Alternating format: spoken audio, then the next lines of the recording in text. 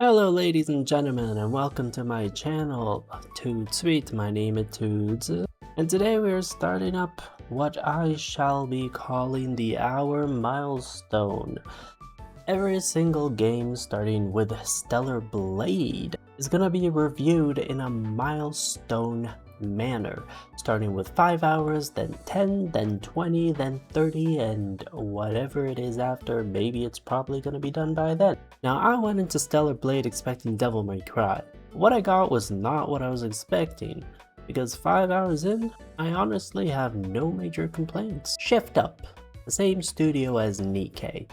Post-apocalyptic Earth. You play as Eve, an airborne squad soldier sent to reclaim Earth from creatures called Naytibas. That's all you need to know going in, and the rest, the game tells you itself. Knowing Shift Up made NIKKE, you knew two things going in.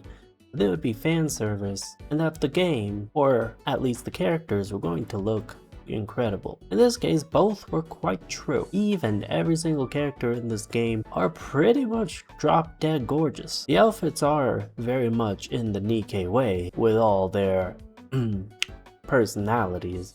But here's the thing, it doesn't take away from the genuine experience that the game is trying to convey. I guess you could say the same for NIKKE.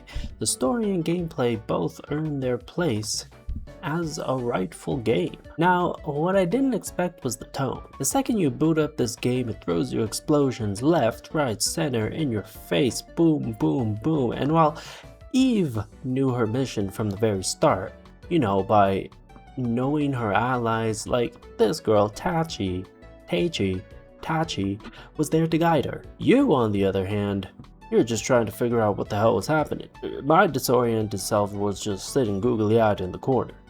But then, the horror elements hit, and the Naytiba aren't what you'd expect from a game that looks like this, especially with characters that look like this. These creatures are grotesque, horror-themed creatures. Think The Witcher 3 monsters, but a tad bit more visceral, a tad bit more gory. They just look a certain way. They look at you a certain way too. And then there's the jump scares. Like, I don't play horror games, right? And because they give me the heebie-jeebies. But here's the worst part. The jump scares in this game are rare enough that by the time the next one gets you, you've completely forgotten about the first one. The intro sets the tone brutally early.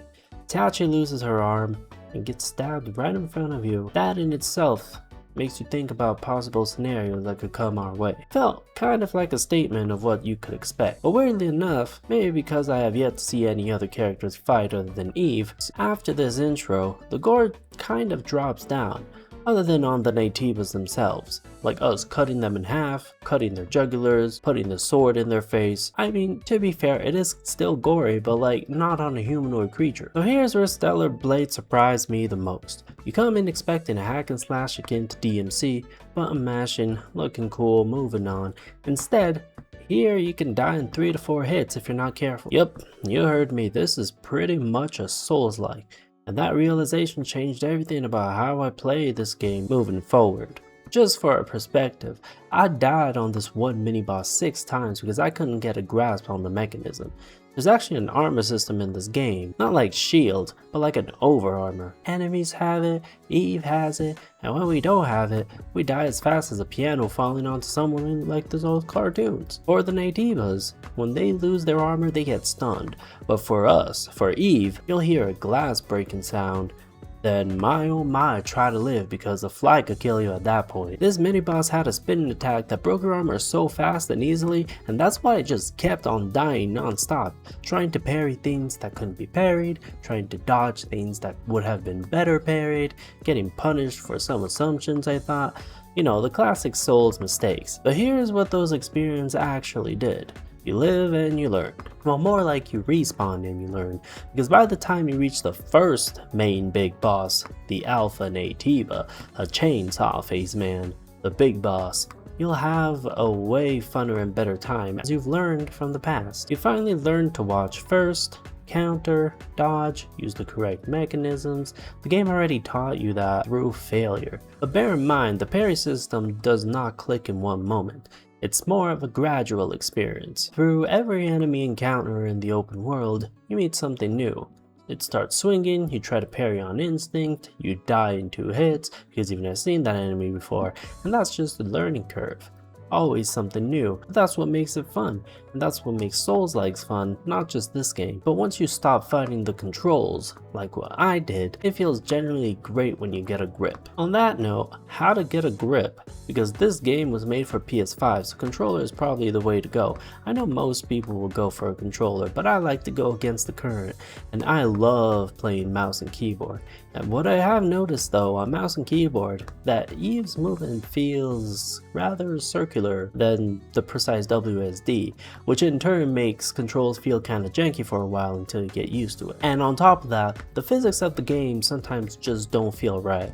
Jumps are heavy, dashes don't quite dash, and exploration movement feels like she's made of rock sometimes. But to be fair, in combat it does smooth out. But if you're on PC, just know going in, a controller is probably the way to go. So this is the part you can skip if you're planning on playing the game or if you don't want any spoilers. So in my personal case, I don't know why the Adam and Eve naming took me far too long to notice. Again, I don't know why. Maybe I was focused on other things. But after the frantic intro, you wake up rescued by Adam, a scavenger who knows this world inside out, and he's guiding you through this drone. He's kind of like the opposite of Eve, not only in the sense that he's human and she's not, right? Later we found out that Eve is what we call an angel, so she's probably not human, right? She's kind of like a cyborg android robot thing. This small detail tells you everything you need to know about who she is and where she actually comes from. One scene makes this abundantly clear, other than her, super strength and kind of robotic way of thinking. Mission this, mission that. So in this one side of the road, she found a paper map and didn't know what it was. So Adam proceeded to say that, it's just the map, a paper. And she was wondering how to import that map into her like it was digital. Now, you could import a paper map into digital by converting it, but that's not the question here. The question here is she didn't know at all what a paper map was. In any case, Eve is quite compassionate though towards living things, human or not. Examples we do see towards the little side quest I have played during these first 5 hours. She is just not very compassionate towards Naytibas, as her mission is to eliminate all of them. Now I'm going to talk about Adam. So Adam is pretty mysterious at this point because after all, he is the one who bit the apple. But yeah, he appeared out of nowhere and he knows a little too much, and he asked for the favor of getting the hypercell in exchange for the location of the Alpha Naytiba. Like sure, but it's still sketchy. But I guess 5 hours in, I'm a little more leaning towards trusting him than anything else. And then later on you meet this engineer called Lily. She's from the same company as Eve, so she knows how to repair stuff or upgrade us or do stuff. She's just not in the same division as Eve, so she doesn't know who she is. But also, she's been hiding alone for 2 years. 2 years. I was like, how the hell could she be hiding for 2 years instead of getting help? Like, I get that she was scared and alone, but damn, 2 years. Well, like, what the hell is that? From there we went to Zion, humanity's last city. Adam introduces us to Oracle, the old man-machine thing overseeing everything.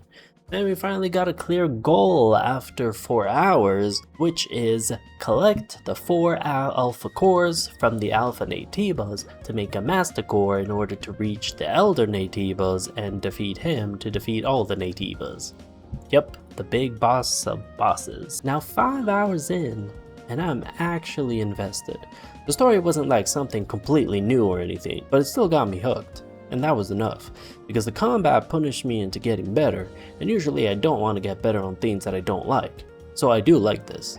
And the world has me genuinely curious on what's coming next. And if you went in expecting to hack and slash your way, I mean, you should probably adjust your expectations.